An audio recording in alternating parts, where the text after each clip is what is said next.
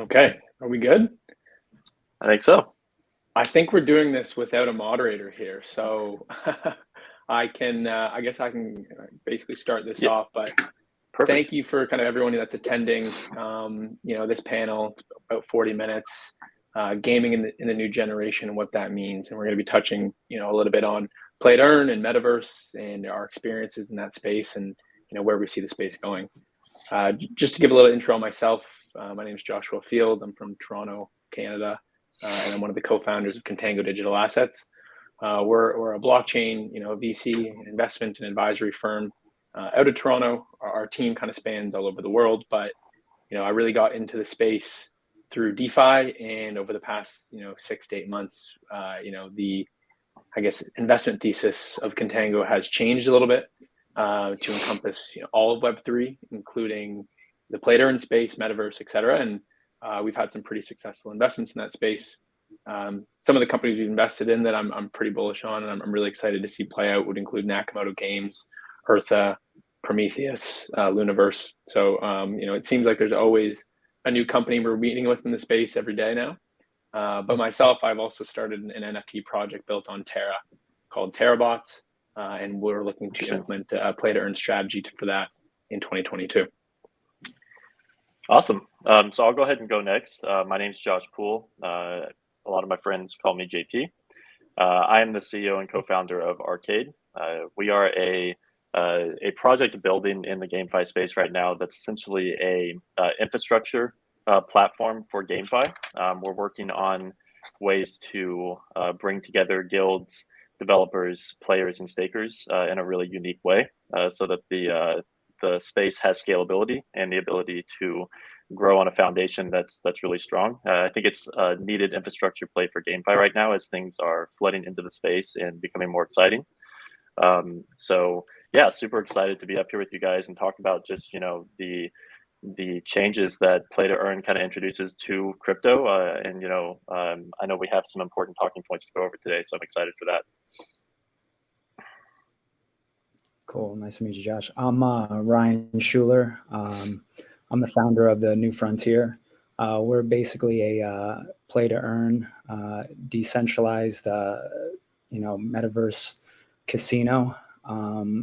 We focus on NFT utility, and we are kind of able to white label game ready NFTs, and where you can place them and start monetizing your land in any metaverse. So really trying to build on not just kind of the land piece, but really the monetization and creating that digital economy that we want, bridging the gap between AR, VR, desktop, and phone. Perfect. Very cool. So I guess being self-moderated, do we just want to kind of dive into some of these questions that we had exchanged beforehand? Yeah. Was there anything you were super excited about? I think we have enough topics here to cover.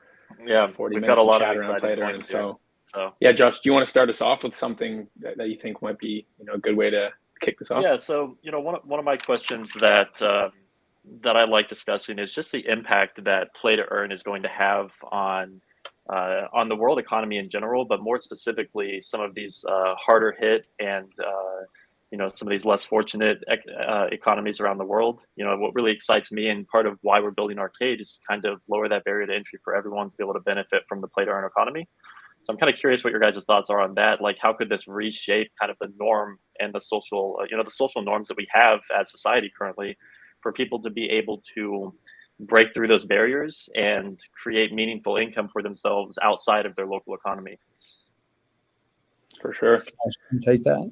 Yeah, I mean, I think that's kind of what brought most people into crypto in the first place, right? Is really removing these barriers to entry, for people in emerging markets. Originally it was DeFi and the unbanked, and making sure they had the ability to pay their loved ones without having to go through Western Union and pay these outrageous fees. And I think that's slowly moving towards this gaming culture as well.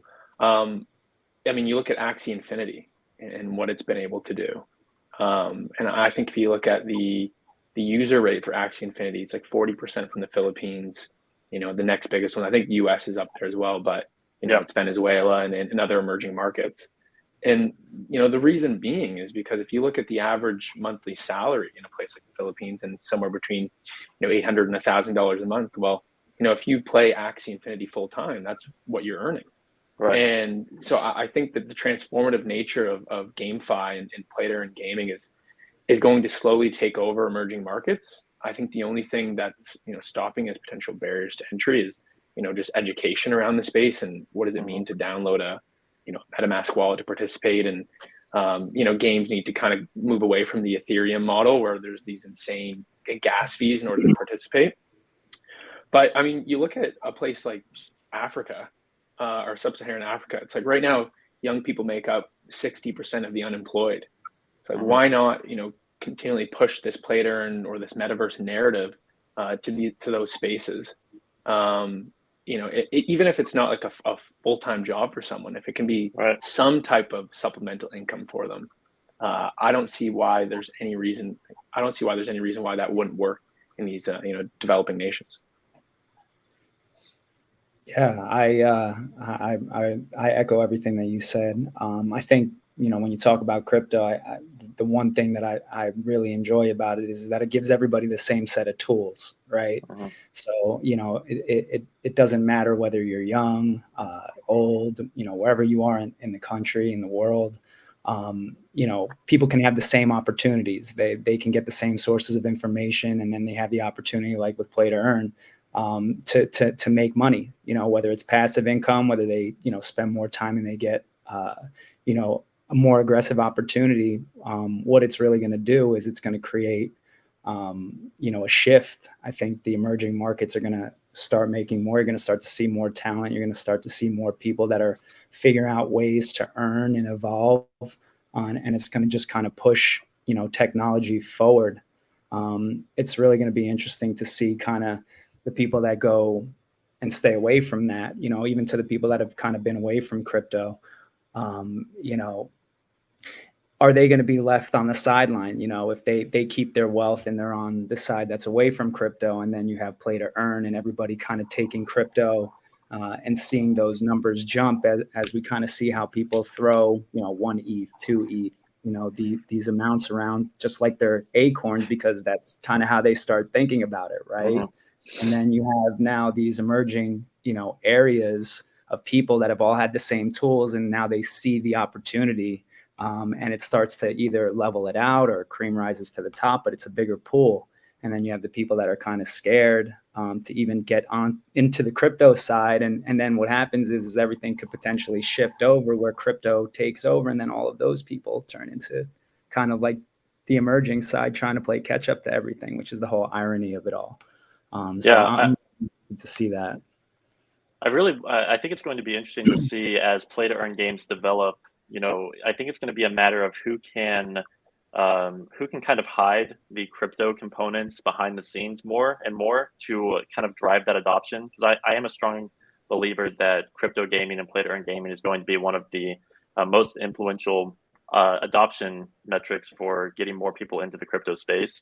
But I think even things like, the more Web3 that you have to know in order to play these crypto games, the harder it is to kind of drive that adoption and educate people on how to do it at scale. So I think it's going to be interesting to see as these games are developing, who is going to find the most unique ways to integrate with crypto and blockchain, but make it an experience for a user to where they, someone could play the game without, maybe even barely noticing that they are interacting with blockchain. And like that integration can be so seamless that I think that's going to be the peak, the escape philosophy, so to speak, where we're going to have mass adoption start to come in. So I think that's going to be really interesting to see.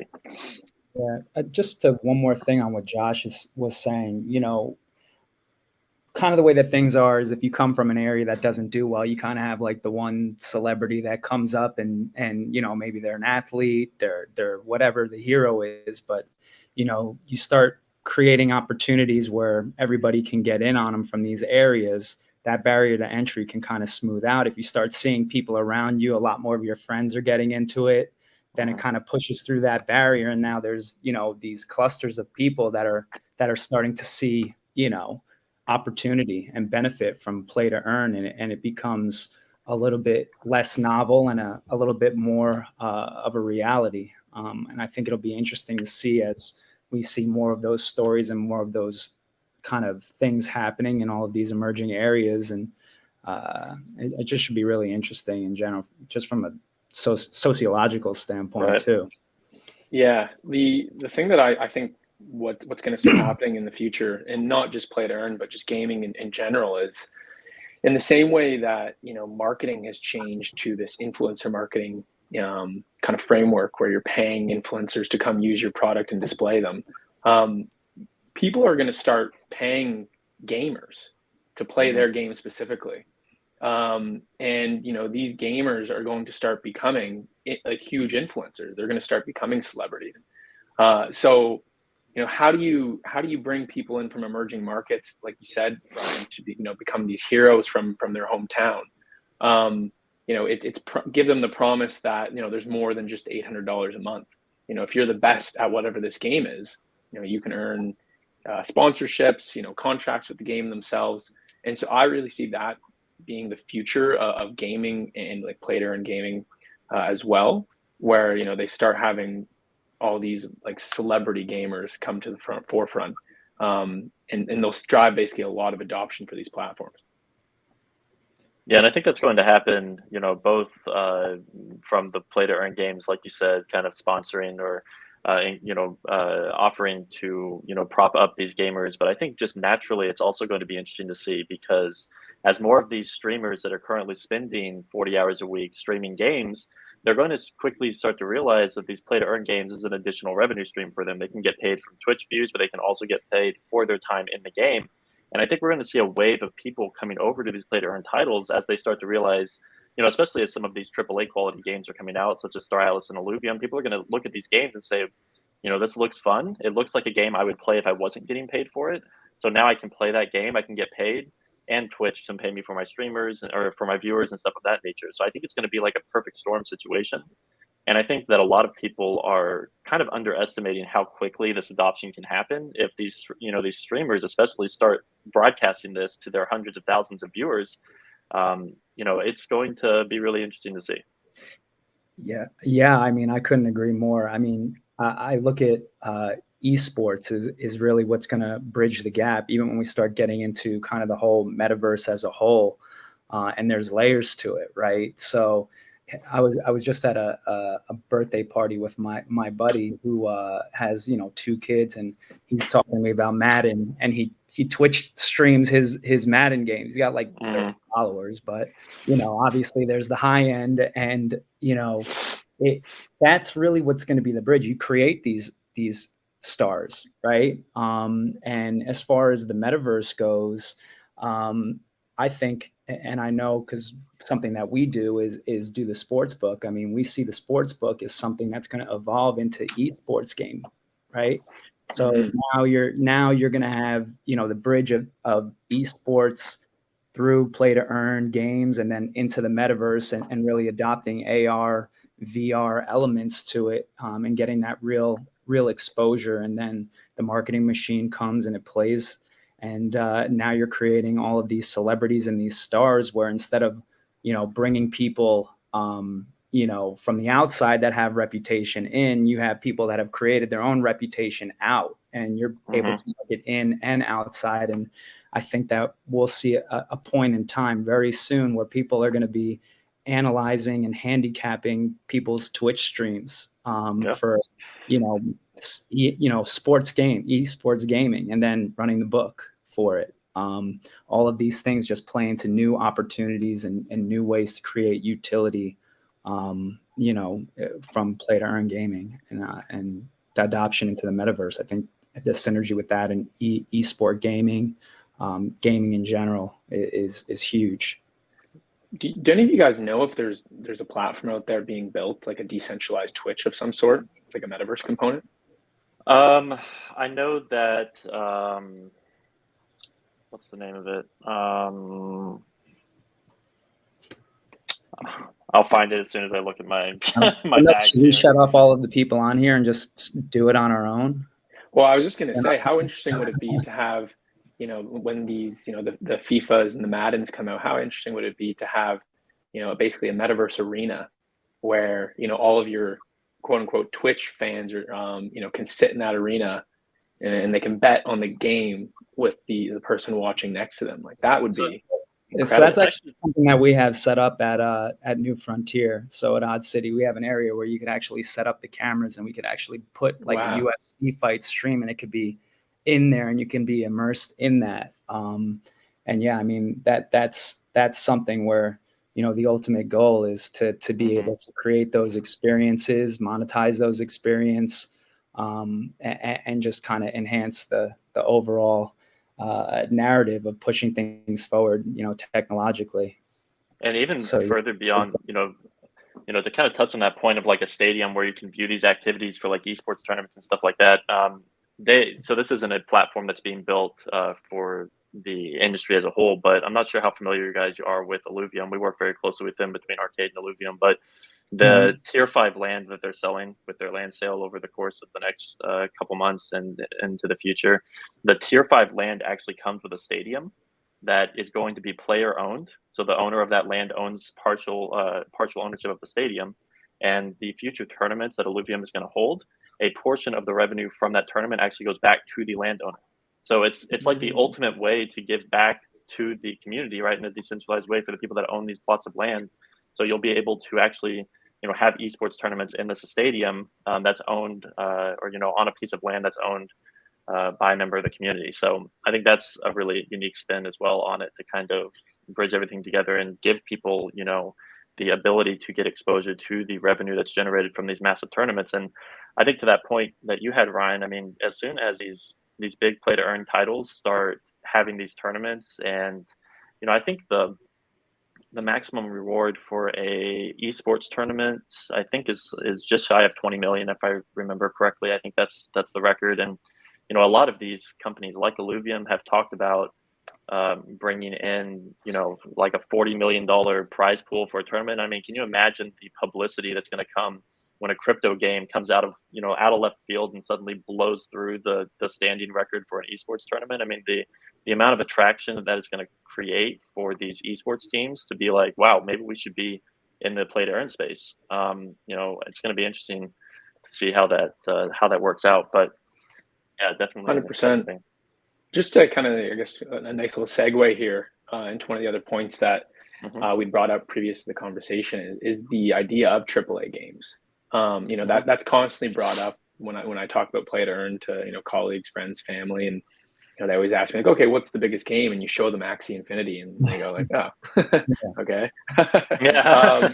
So like, and the question is always from people is when Call of Duty, when GTA, right? And a lot of people I speak to in the space, they don't really have an answer for that. But you look at Ubisoft, they're already they've already pledged to work in blockchain gaming. I think it's going to happen way sooner than people think. I'd be curious. I know you guys are a little bit more kind of, boots on the ground in the space, where I'm more from like the investment side. So it'd be great to know from some of your talks, how soon do you think we see, a GTA level game built on the blockchain? So I can go first, Ryan, but I don't want to interrupt if you've got a point for that too. Yeah, so one of the things that we were looking for from Arcade is what we were going through a checklist of what kind of game works, or game developer or game works well with our platform, and we were looking for AAA quality games, because I think that AAA quality is going to help with the onboard. I don't want I think that there's sometimes confusion between, am I playing Axie because it's fun, or am I playing Axie because it makes money?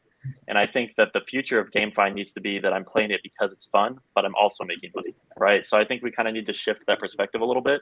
But Illuvium is actually, their beta release is in March of 2022, I believe. So we're only a few short months away from a very high quality, AAA quality, Unreal Engine 4 game that's going to feel very, immersive, and the graphics are absolutely astounding. So I would recommend anyone that's unfamiliar with the project to look into it. I think that might be one of the first, really strong AAA contenders that's going to be releasing. And then, of course, Star Atlas is another big one that, tying back to kind of a GTA type feel of an MMORPG. Star Atlas is like open world, grand strategy, space exploration. And, they have a very what's the word I'm looking for? They're trying to build something very massive, right? It's going to take years for the final product in UE5, but they are rolling out stages of development over the years so that people have utility, something to play. I mean, there's a browser-based version of the game currently that you can kind of play with some ship missions. But I think that these are two of the contenders that I really have my eyes on currently in terms of AAA quality. And I think that, just in concept, it's going to be really important for adoption, for people to kind of shift that perspective to play for fun and also make money rather than just play to earn, right? Mm-hmm. Yeah. Yeah, I actually, while I was stranded on the airplane today, I came across an article that popped in today that said that there was that Avalanche's first AAA Metaverse just completed a seed round of funding. I think it was called Imperium Empires, and it's Metaverse AAA level. I mean, we employ that level of game developer, in the metaverse that we're in, and you can see the parity between one parcel here and another parcel here when you have that kind of level to it. But I think JP, you make a really great point. Are they playing it to make money or and have fun? Is it one or the other? What's the kind of like the inflection point of all of those things?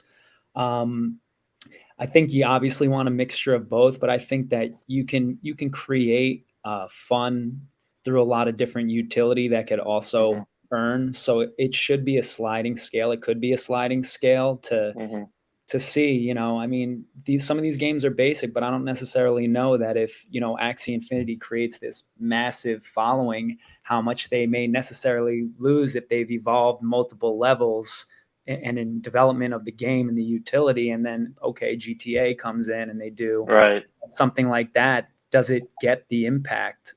Does it get the crossover? Does it have the community still? I do think that, it's already happening right now with the AAA gaming, and you'll definitely see them in 2022 for sure. I think it's kind of going to be up to these early movers like Axie to, be able to adapt and grow as things go.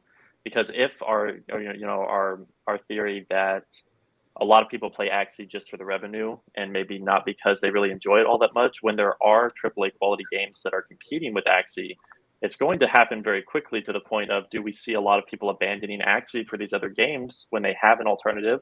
Or is Axie able to kind of pivot and maybe adjust things on their end to keep players in, make sure it's a fun environment? So I think that's a challenge for game developers, is that, for the future of GameFi, I think there has to be fun involved, at least for the play to earn games. There's going to be metaverse opportunities where maybe you work a job in the metaverse that is just work, right? It's not a game. It's, you're operating within this virtual reality. But for the games themselves, I think that if there isn't fun, there's not going to be this constant flow of outside capital, which is really important for these in-game economies. There has to be an outside driver of capital. People want to have to, when someone buys something within Axie, if they're just doing it for the money, they're just buying it to then be able to create revenue. They're not buying it because they want to spend $1,000 to play the game, right? So we need to have that infusion of outside capital into these play-to-earn titles to keep those economies really, robust. Yeah, I think I kind of completely agree with you. And I think if you look at who gamers are really, right? I mean, it's young people. No one really has an attention span for more than a few days at this point. It's true, right? You look at, Twitch streamers and what they're, constantly playing. It was Fortnite one day, and then it's Call of Duty the next day, and then, it's something else. And so if they can't continually update and, drive adoption to their game by, providing some type of other thing besides what they initially launched, it's going to be very hard for them to keep that same level of activity on their game, as you said, as other games kind of come to the forefront. I did want to kind of touch a little bit about on, the idea of AAA games, and we're seeing a lot of them being built on Solana right now. Just because of how like outrageous the ETH gas fees are at the moment. Do you see this, like, when ETH 2.0 becomes live, do you see, a reversion back to Ethereum, or do you think Solana slowly but surely just becomes the place for, all games, all play to earn games to build on top of? Or is there another option out there that I might be missing, like AVAX? Ryan, do you have thoughts on that? I can also touch in. Yeah, I mean, it's so hard, when you're bullish on Ethereum to make these changes and make their way back. Obviously, ETH 2.0 is just it's like a fairy tale when I think of these things. When we're deciding to make the choices that we make, we never make ETH 2.0 becoming a reality a piece of that. We do layer 2 if we're doing token launches. For our particular game where we're in the metaverse, we're in Somnium, we're in other places, but we have our actual casino gaming is gas free, and we've created a proprietary method that allows us to play in the metaverse and kind of come off chain in game so that you don't have gas in it. So there's also ways to kind of work around these things where you can create an advantage being on the Ethereum network. Avalanche seems to get some play with what I've seen for AAA gaming upcoming. I think there's definitely a potential for something to emerge, but I think at this point right now, if we're talking in the near term, I always think that Ethereum is going to, if they want to move into that and make an effort for it, they just have such a big infrastructure and big base right now. It's going to be hard to crack. Yeah, we're seeing a lot of these Ethereum games building on layer 2, right? Illuvium's on Immutable X, or Atlas is on Solana. So I'm not familiar with a lot of games that are building on Ethereum mainnet just because of the concerns of gas fees. I mean, Axie even has their Ronin wallet as like a solution for their gas fees. So I think that the community and these developers are aware of that, and I think ultimately it's going to come down to, and I'm a big fan of the idea of interoperability. I think over time, all of these chains are just going to kind of really fluidly work together. But in terms of the Solana ecosystem specifically, I think that it's just really well built for gaming currently. The way that it's set up, I know that Star Atlas put an enormous amount of research into their decision to build on Solana, and they have I think they've been satisfied with that decision. And I'm active in all of these chains. I'm not super familiar with any AAA quality games coming to Avalanche, but I will definitely look into it. But I think ultimately the future of blockchain needs to be interoperable, and so the people, we as drivers of this community of the crypto scene in general need to continue to push for that. So I think it's really important for the future for these titles to be able to easily move from chain to chain. So I think that's kind of my thoughts on it. Yeah, and that's where it has to be like truly decentralized. I mean, a lot of the metaverses where you can do play to earn, they are cross chain, right? So I think that we're at a point. I know I could speak to it personally, but in general, what you're going to start to see is I think you're going to see a shift from play to earn. And this is what it depends. Is it going to stay kind of in its continuum, or do you see it coming into a fully decentralized cross chains place like in all of these metaverses, whether it be Somnium or Decentraland, and be able to do it universally. But we're going to be at a point where these NFTs that are utility for the game, you're going to be able to buy them on a cross-chain marketplace and point and click, and you're going to be able to drop them in each metaverse and play to earn on top of that. I mean, we're there right now.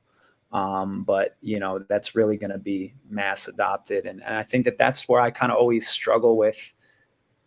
Can play to earn live in just one ecosystem created by the game? Interoperability between metaverses, right? We need to find a way to tie all of this together. And that's the thing. So I feel the same way as you, JP. It's got to be interoperable.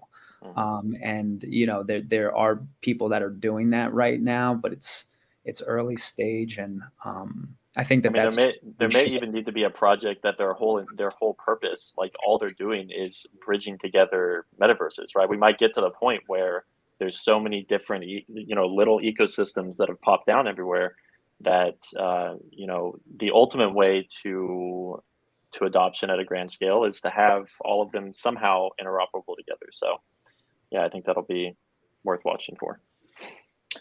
I would tend to agree with you. I mean, obviously interoperability it seems to be the way, the space is moving. I think, getting there, the one thing that I find a little bit tough about the crypto space, and I guess this kind of going back to one of the original points we had about driving adoption, the more you look at decentralization or interoperability, whatever it is, I feel like the user interface becomes a lot more difficult to navigate. Whether that's, not even in the play to earn space, but like bridging tokens to another ecosystem or something along those lines. Like trying to explain that to friends or family that are getting into crypto is don't even try to look at like wrapped versions of tokens. Yeah, like don't even go down that line. right. And so when I launched some projects, having to explain to my friends and family how to purchase tokens on Uniswap gave me all of my gray hair. So I don't even want to get into those kind of conversations.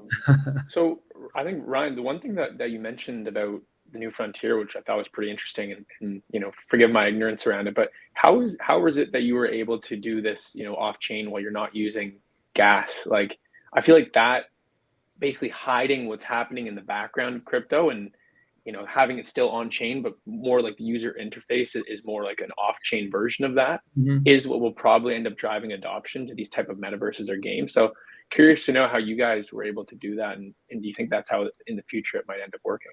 Yeah, I mean, in essence, that's kind of what layer 2 does. It takes clusters and it goes off and on. We've kind of created a proprietary way of, we have an off-chain ledger. Everything is available to see. There's hash checks and what's provably fair and around the games and all of that.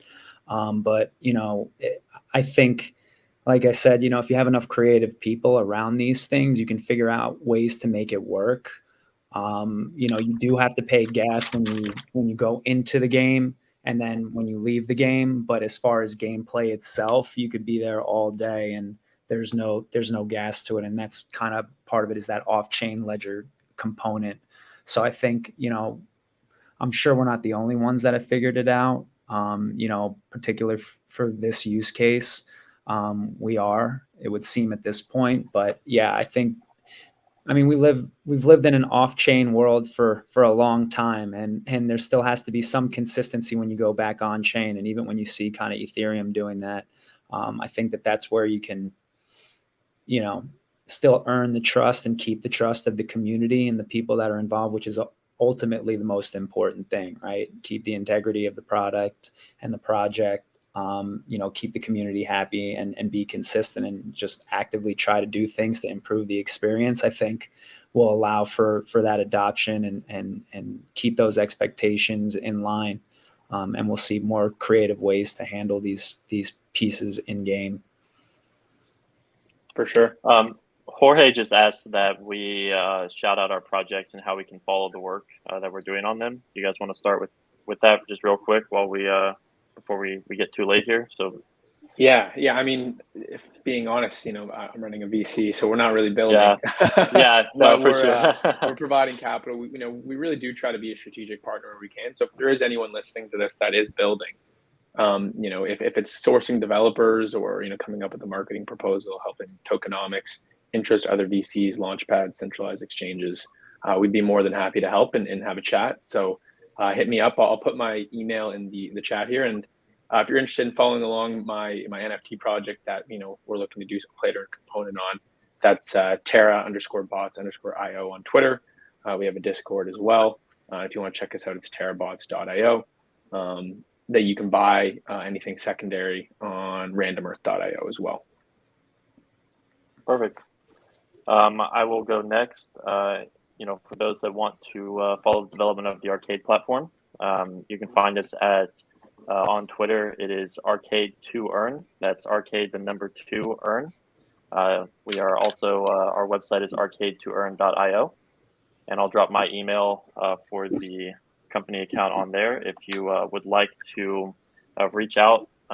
We are, looking for continuing to make relationships within the GameFi space. So if anyone here is building or operating within that space and wants to collaborate, please feel free to reach out. Yeah, and our website is newfrontierpresents.io. We're approaching launch. Everything has kind of been finished. We actually decided to open up a small seed equity round that's filling up pretty quickly over the last week. And yeah, I mean, the main focus, we've kind of touched on it, is we're actually able to have NFT utility where we have the machines that are game ready and playable, and you can buy them and put them cross chain in any metaverse. So we all talk about monetizing land beyond just having the value or putting a great build. This actually creates an economy where the people that rent or buy our NFT utility machines can take it, they could place it in any metaverse, whether it's Decentraland, Sandbox, Somnium Space, and they're ready to play. And you could play them in game, in metaverse, in AR, VR, or you can play them on your phone or your desktop. And you can do it with, it's going to be with our token launch specifically, but for our partners and our affiliates, it can be, any of their tokens, all white labeled. And we continue to build the game ecosystem. It's not just traditional casino games. It's we have a lot of degenerate games. We have you get to play, see, play to earn, and all of this just kind of opens up the box. You don't have to put gambling doesn't have to be in the traditional casino box. So we have something where you can bet on any token you want, and whether you think it's going to go up or down in the next 10 seconds. So a lot real of degenerate.